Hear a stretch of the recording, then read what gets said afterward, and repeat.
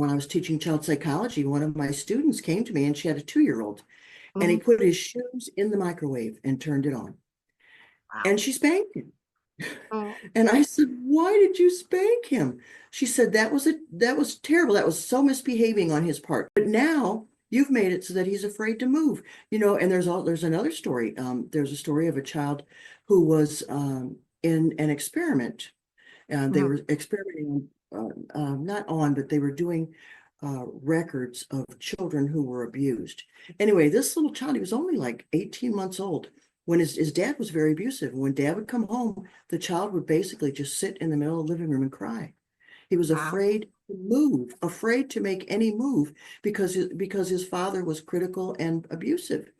So, you Wow. know what? That's what happens to us when we're punished. We become afraid. If I got hit every time I made a mistake, good Lord, I'd be getting slapped every 10 seconds. I know. I One gal told me know. on her computer, she goes, you know what? I just punch the buttons. I just punch the buttons. I'm like, punch the buttons, punch the buttons. Something could go wrong. I could bust the computer. But see, that's the difference between how she was raised, even though I was never spanked. I was afraid to make a mistake. Whereas her parents said to her, come on, honey, let's figure it out. Punch Yeah. that button, do this, do that. So you want your Yeah. children to not be afraid to make mistakes. But we're also 100%. scared. We're also scared of everything. When we try piano, I took piano lessons for the first time at age 62. Wow.